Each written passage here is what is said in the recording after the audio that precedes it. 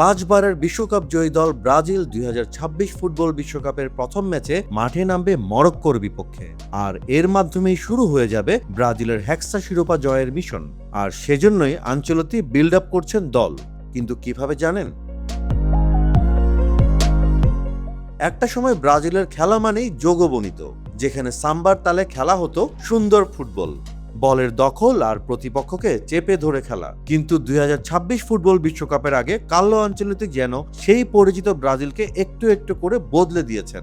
অবাক করার মতো বিষয় হলো, এই পরিবর্তনগুলোই হয়তোবা সেলেসাওদের সবচেয়ে বড় শক্তি হয়ে উঠতে পারে এবারের বিশ্বকাপে। কিন্তু সেটা কিভাবে? আনচেলত্তি আসার আগে তিতে, দিনিস কিংবা দরিবাল জুনিয়রের অধীনে ব্রাজিল চেষ্টা করেছে বলের নিয়ন্ত্রণ ধরে রেখে ম্যাচ কন্ট্রোল করতে। ইউরোপের বড় দলগুলোর মতো অ্যাটাক উইথ প্যাশন্স ছিল তাদের মূল ফিলোসফি। কিন্তু রিসেন্টলি আনচেলত্তির ব্রাজিল খেলছে fast and direct football. Ball loose হলে চার্জ অ্যান্ড প্রেস, আর বল পেলেই ফাস্ট কাউন্টার অ্যাটাকে যাচ্ছে সেলেসাওরা। এই পরিবর্তনের সবচেয়ে বড় সুবিধা পেতে পারেন ভিনিসিয়াস জুনিয়র। রিয়াল মাদ্রিদ তারকার সবচেয়ে ভয়ঙ্কর অস্ত্র হলো স্পিড। প্রতিপক্ষের ডিফেন্স লাইনকে পেছনে ফেলে দৌড়ে স্পেস তৈরি করে ভিনি। আর আনচেলত্তির নতুন ট্যাকটিক্সে ঠিক সেই সিচুয়েশনই তৈরি হয়েছে।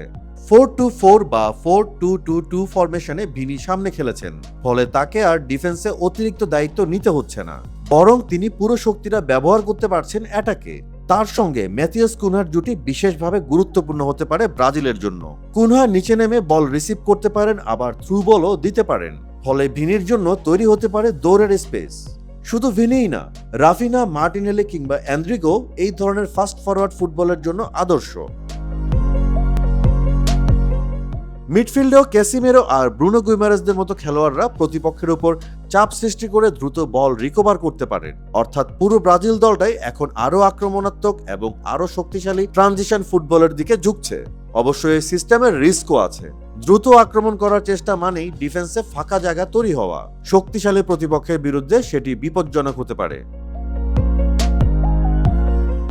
আরেকটি বিষয় যেটি ব্রাজিলের জন্য সুখকর নয়, আর তা হলো ব্রাজিলের বাস্তবতা অনুযায়ী নেইমারের খেলা নিয়ে রয়েছে শঙ্কা। আর খেললেও তার আগের ক্রিয়েটিভিটি এখন দেখা যাবে কিনা সেটাও নিশ্চিত না। আর তাই বলের দখল রেখে প্রতিটা ম্যাচ কন্ট্রোলের চাইতে প্রতিপক্ষের ভুলের অপেক্ষায় থাকা হয়তোবা বেশি কার্যকর। আর এখানেই আনচেলত্তির প্ল্যানিং এর বিউটি। এখনই ব্রাজিলকে তিনি হয়তো বিশ্বের সেরা দল বানানোর চেষ্টা করছেন না, বরং এমন একটি দল তৈরি করছেন যারা নিজেদের সীমাবদ্ধতা জানে এবং নিজেদের শক্তিগুলোকে সর্বোচ্চভাবে ব্যবহারও করতে পারে। হয়তোবা বর্তমান ব্রাজিল দল আগের ব্রাজিল দলের মতো ফ্ল্যাশি নয়, কিন্তু বিশ্বকাপ জিততে সবসময় সবচেয়ে সুন্দর ফুটবল না, বরং আজকাল মোমেন্টাম বুঝে খেলাতে হয়। আনচেলত্তি সেই কাজটি হয়তোবা করছেন। কোনো ম্যাচে 4-2-4, আবার কোনো ম্যাচে 4-2-2-2, আবার কোনো ম্যাচে 4-3-3 ফরমেশনও ব্যবহার করছেন। যদি তার পরিকল্পনা সঠিকভাবে কাজ করে, তাহলে হয়তোবা দীর্ঘ 2 যুগ পর ব্রাজিল জিততে পারে তাদের কাঙ্ক্ষিত স্বপ্নের হেক্সা শিরোপা। আর সেলেসাও ভক্তরা সেটাই চাইবে। কারণ ইন্ডিভিজুয়াল পারফরমেন্সের চাইতে যদি টিম পারফরমেন্সে হেক্সা শিরোপা আসে, তবে তাতে ক্ষতি কি? আপনার কি মনে হয়, আনচেলত্তি কি সত্যিই ব্রাজিলকে এনে দিতে পারবেন হেক্সা শিরোপা? মতামত জানাতে পারেন কমেন্টে।